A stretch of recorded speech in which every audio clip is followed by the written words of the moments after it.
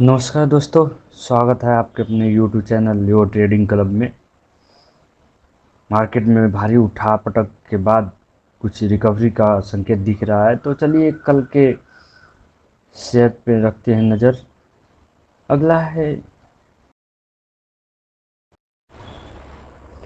अगला है Indigo. Indigo में ये एक लाइफ हाई देखने को मिल रहा है ये, और ये ब्रेकआउट के लिए तैयार है।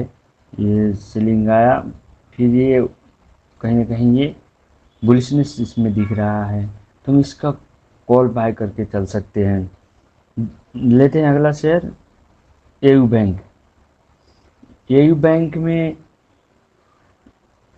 ये एक नीचे से सेलिंग के बाद बाइंग हुआ था, और उसके बाद ये कहीं ऊपर निकल रहा है, धीरे धीरे बाइंग की ओर ये जाते जा रहा है। अगर ये कल ऊपर निकलता है तो ये 648 और 650 के आसपास कहीं दिखेगा। अगला है बालकृष्ण इंडस्ट्रीज। बालकृष्ण इंडस्ट्रीज एक इम्पोर्टेंट लेवल पे है। ये काफ़ी दिन से एक ही रेंज में ट्रेड कर रहा था, और ये रेंज अब ये रेंज ब्रेकआउट की ओर जा रहा है। तो अगर कल ये ऊपर निकलता है तो अच्छा खासा रैली देखने को मिला था। यहाँ से एक शार्प सेलिंग आया था, यहाँ शार्प सेलिंग के बाद ये कहीं कम से कम इस कैंडल पे 2550 के आसपास को दिखेगा। अगर इससे भी ऊपर निकलता है तो ये जहाँ से सेलिंग आया था 2600 के, आने वाले दिनों में ये दिख सकता है। लेते हैं अगला इंडिया मार्ट। इंडिया मार्ट में ये काफ़ी तेज़ सेलिंग आ रहा है, और ये इनसाइड कैंडल के बाद एक ब्रेकडाउन दे दिया है। तो ये इसके नीचे कोई खास सपोर्ट है नहीं। इसके अगर नीचे निकलता है तो ये 2600 का एक राउंड लेवल है, यहाँ तक तो आएगा ही आएगा। अगर इसको भी नीचे ब्रेक करता है तो बहुत इसके नीचे काफ़ी सपोर्ट है, सपोर्ट बहुत नीचे है, लेकिन लगभग ये 2580 के आसपास दिखेगा ये। लेते हैं अगला। अगला है सिप्ला। सिप्ला में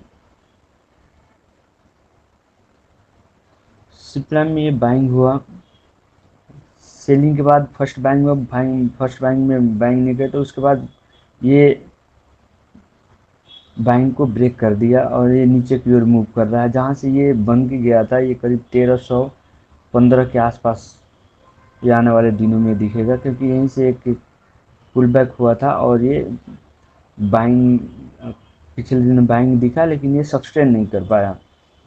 अगला है टाटा कंज्यूमर, टाटा कम्युनिकेशन। ये काफ़ी दिन से एक रेंज में फंसा हुआ था, ये कहीं रेंज ब्रेकआउट की ओर दिख रहा है। तो यहाँ से शार्प सेलिंग तो यहाँ से आया था, लेकिन एक बड़ा कैंडल बनाया था, तो यहाँ पे आते हुए ये कहीं रेजिस्टेंस यहाँ लेगा 1845 1840 के आसपास का ये रेजिस्टेंस। आने वाले दिनों में एक अच्छा खासा अप मूव दिख सकता है इसमें। अगला है यूबीएल।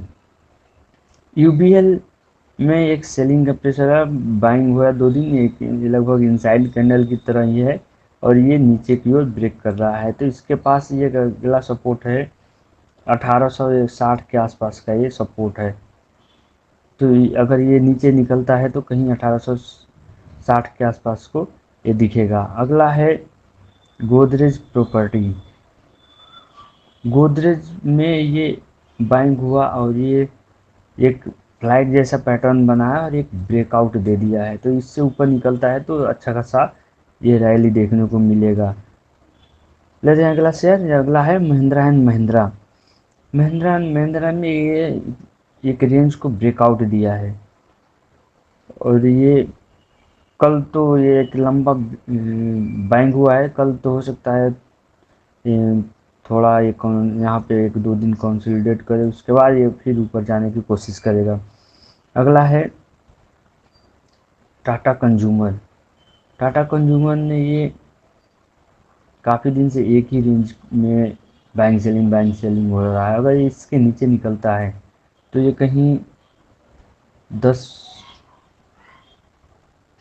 1060 और इससे भी नीचे निकलता है, तो इसके नीचे कोई खास सपोर्ट है नहीं। बहुत इसके नीचे इसके नीचे कोई खास सपोर्ट नहीं, बहुत अच्छा खासा रैली इसमें डाउन तरफ दिखेगा। इसका हम पुट बाय कर सकते हैं। अगला है ग्लेनमार्क में देखते हैं। ग्लेनमार्क में एक सेलिंग आया, प्रॉफिट बुकिंग हुआ और फिर दोबारा ये सेलिंग की ओर जा रहा है। अगर इससे निकलता है तो इसके नीचे ये सब अच्छा खासा एक 960 965 के आसपास ये दिखेगा। अगला है सन फार्मा।